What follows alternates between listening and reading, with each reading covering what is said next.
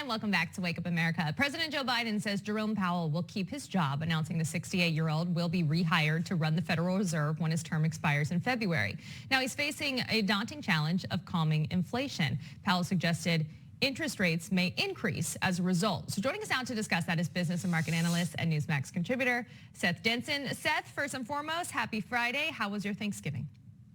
You know, Rachel, I noticed that my suit was a little harder to button this morning. So Yeah. It was a very good Thanksgiving, but one that I overly ate the whole day. So. You know, it's a day for that. You wear something a little looser today and you go on with your day and then you continue to eat the leftovers. That's just how it goes. Yeah, and I was eating based on, my sadness over my Dallas Cowboys. So it just caused more. Comfort food.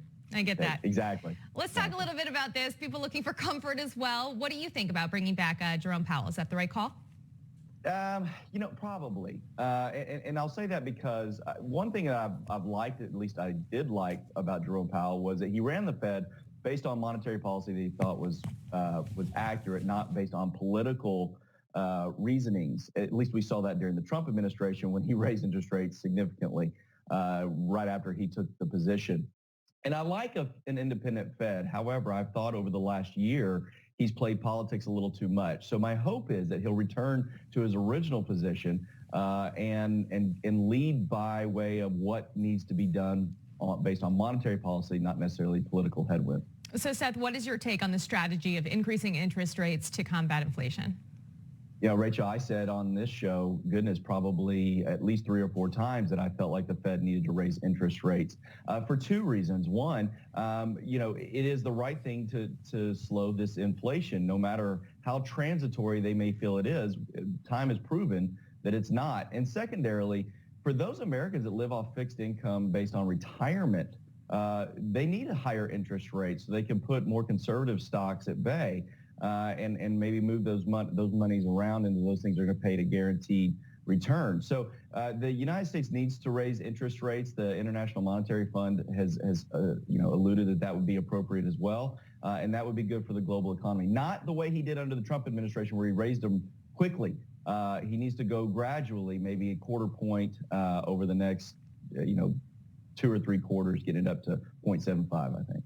All right, well, today, of course, Black Friday, one of the biggest shopping days, if not the biggest of the year. How do you see this playing out with the supply chain crisis, with prices changing in stores, with maybe labor shortages? What are you expecting? Well, I still think that Americans will spend more this holiday season. Most analysts are expecting that as well. And they're going to spend more for 2 reasons. One is because they feel more confident in the economy, I think. And then secondarily, they're going to have to spend more because of inflation. That being said, I think Americans are going to need to be a little less specific and a little more open-minded, as maybe the things that they thought they were going to be able to get aren't going to be quite available. I think online shopping will continue to rise, but nonetheless, I think it'll still help a lot of these stores get into the black. That's the reason, Black Friday. Oh, giving us a little fact there. Fun fact, Seth, as always. All right, Dow futures, though, dropped earlier this morning. There seems to be a lot of tension and fear over a new COVID variant found in South Africa. How do you see that playing out in the market? Well, if there's any concerns over potential lockdowns or even slowdowns in the global economy, the market's going to react in a negative way. You couple that with the idea that the markets are realizing that the Fed is probably going to raise interest rates in 2022. That could be an impact to the market. I don't think it would be drastic. The most drastic thing would be lockdowns and a new variant concern. But I think that the Dow's is probably hit its peak. We may see some ups and some downs, but I think the Dow's going to gradually start to come back down. I've said that for some time as well. All right, this last one, pretty fascinating to me. IKEA is becoming a landlord in Japan with a tiny apartment. It's going to rent out in Tokyo. We're talking real tiny. It's 107 square foot. It's going to be 86 cents per month to rent.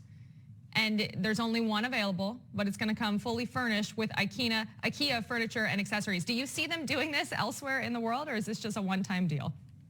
Oh, listen, if it picks up and it gets more publicity, they'll do it more. I oftentimes will refer to IKEA as hell, but nonetheless, sometimes we have to go. My issue isn't the tiny rooms in these things. My issue is the cattle call that they cram 50 people into these rooms looking at this stuff at the same time. But nonetheless, IKEA is a winning combo, and they figured things out. I do think that size, probably about the size of my apartment in college, though. So I was thinking, it's the size of like an average New York City apartment out here. It's my first year living in the city, so it doesn't look that small. But fun fact for you, I've actually never been to IKEA.